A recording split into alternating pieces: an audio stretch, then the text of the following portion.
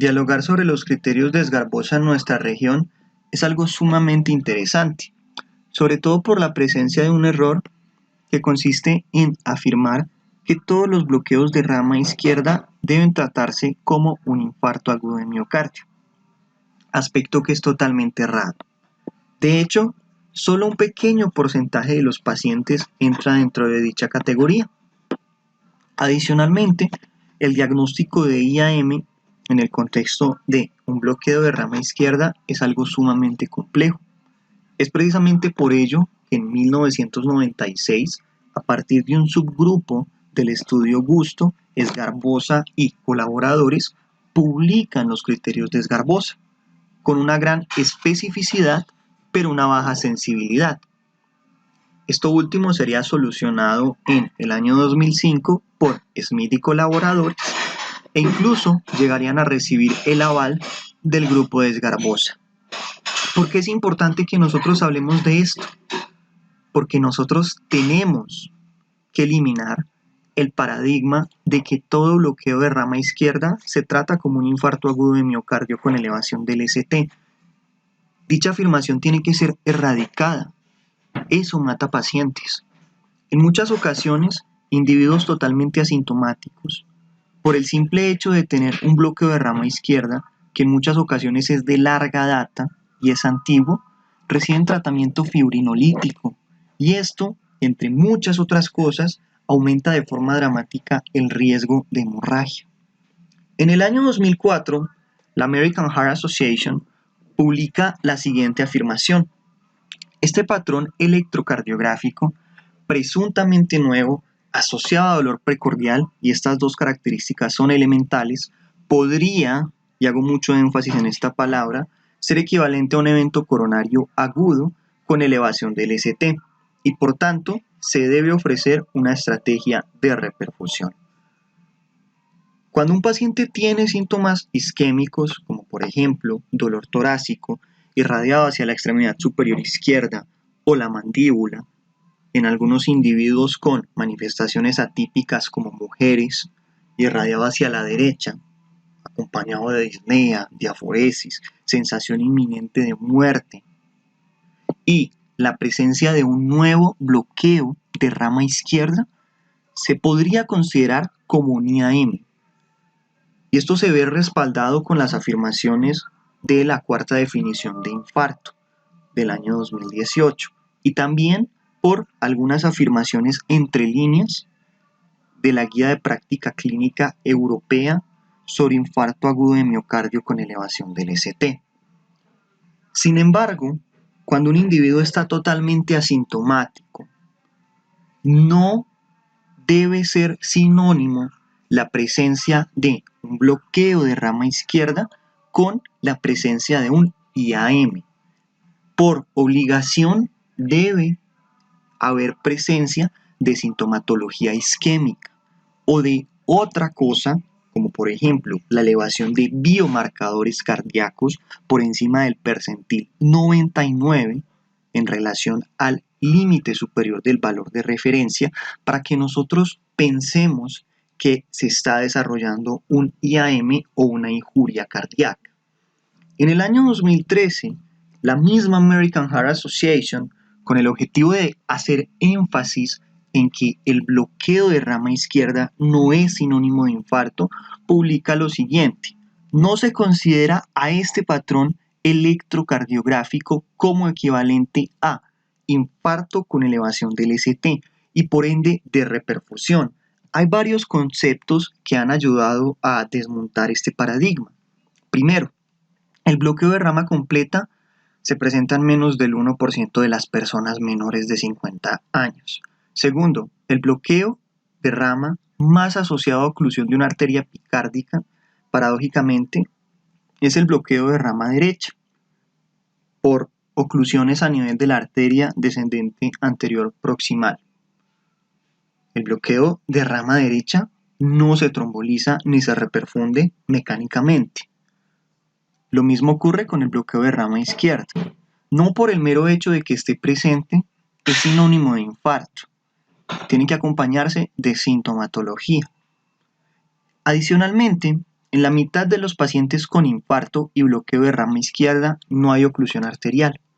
Y si no hay oclusión arterial, no hay beneficio en la reperfusión. Hablemos nuevamente de la cuarta definición universal de infarto. Existen 5 tipos de infarto. El tipo 1 es el clásico, mediado por la presencia de un proceso aterotrombótico. El tipo 2 es el que es secundario a un desbalance entre el aporte y el consumo de oxígeno no mediado por un proceso aterotrombótico. Puede ser secundario a vasoespasmo coronario, puede ser secundario a anemia, disfunción microvascular, shock, sepsis, hipotensión, hipoxemia, entre otros. Y en ese contexto debemos solucionar la causa, tratar la presión arterial, transfundir en caso de que sea necesario, idealmente con una transfusión reciente menor a 3 días por la cuestión de la 2,3-difosfoglicerato, entre otras. Un paciente con un IAM tipo 2 no se beneficia de un tratamiento mediante métodos de reperfusión, sean farmacológicos o mecánicos. De hecho, en dicha población también se aumentaría la mortalidad. Cuarto, el 40% de los pacientes con dolor precordial y bloqueo de rama izquierda no desarrollan un infarto.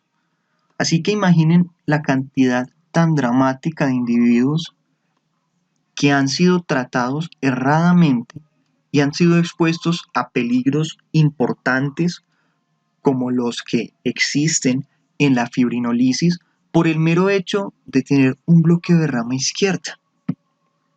En el año 1996, Esgarbosa y colaboradores, a partir de un subgrupo del estudio Gusto, en el cual el 0,6% tenían infarto agudo de miocardio y bloqueo de rama izquierda, publican 3 criterios.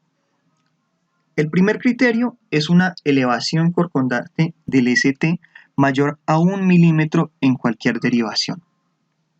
El segundo criterio es un descenso concordante del ST mayor a 1 milímetro en las derivaciones de V1 a V3. El tercer criterio es una elevación discordante mayor a 5 milímetros con relación al QRS en cualquier derivación. Este último criterio posteriormente sería reemplazado en el 2005 por los estudios y los análisis de Smith que inicialmente fueron realizados a partir de la relación TQRS y posteriormente se adoptó la relación STS que demostró ser mucho mejor en cuanto a la sensibilidad y la especificidad, pero profundizaremos en ello más adelante. Los primeros 2 criterios daban sumados 8 puntos, el primero 5 puntos y el segundo 3 puntos. Estos serían los criterios de concordancia. El tercer criterio daba 2 puntos. Es un criterio que realmente no es muy útil dentro de la práctica clínica. Iremos viendo el porqué a medida que transcurra la charla. Según los criterios de Esgarbosa clásicos, un puntaje mayor a 3 tiene una especificidad del 90% para el diagnóstico de IAM en el contexto de un bloqueo de rama izquierda. Sin embargo, estos criterios tradicionales tenían un problema, y es su baja sensibilidad. Tienen una sensibilidad de apenas el 20%. Acá podemos apreciar entonces el algoritmo clásico de IAM en el contexto de un bloqueo de rama izquierda. Primero se tenía que ver si había inestabilidad hemodinámica o falla cardíaca aguda. En el caso de que la respuesta fuera positiva, el paciente tenía que ser reperfundido urgentemente, idealmente por intervención percutánea. En el caso de que no fuera posible, se pasaba a fibrinolisis. Recuerden que el agente de elección es el tenecteplasa, por el porcentaje de reperfusión que da. Los otros, como la streptokinasa, dan un porcentaje de reperfusión muy bajo.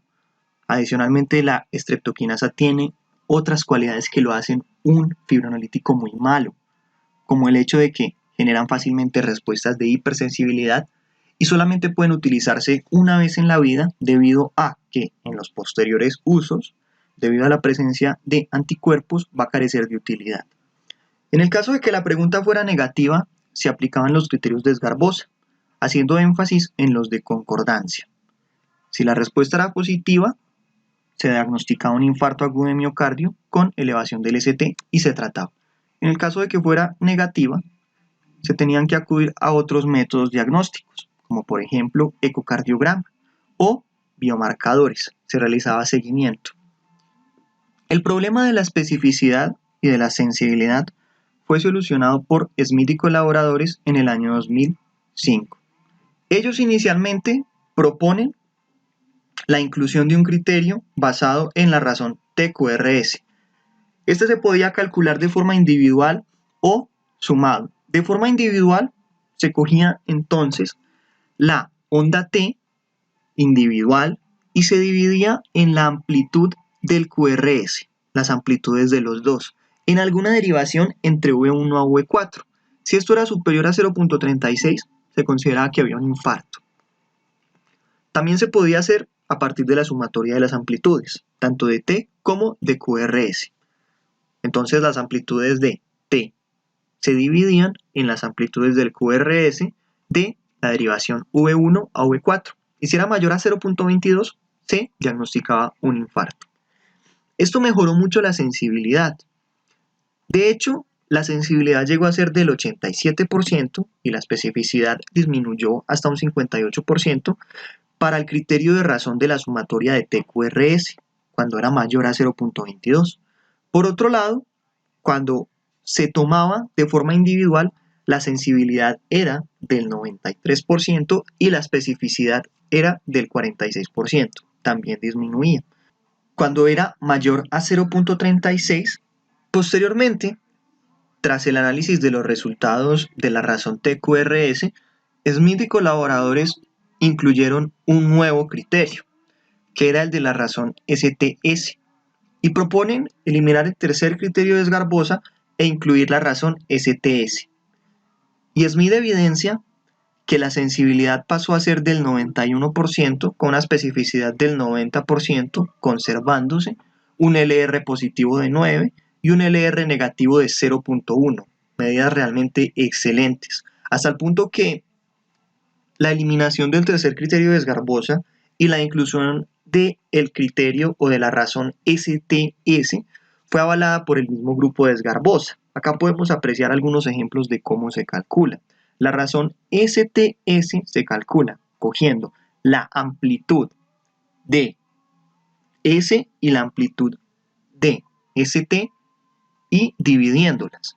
Por ejemplo acá, 3.2 milímetros dividido 10 milímetros negativos. Eso nos da un menos 0.32. Acá tenemos otro ejemplo.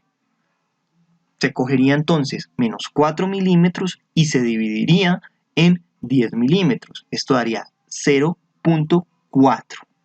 Tras esto apareció un nuevo algoritmo diagnóstico que, como habíamos enunciado, fue aprobado por el grupo de trabajo de Sgarbosa, reemplazando los otros, el cual en un inicio era igual. Se sospechaba de síndrome coronario agudo y un bloqueo de rama izquierda.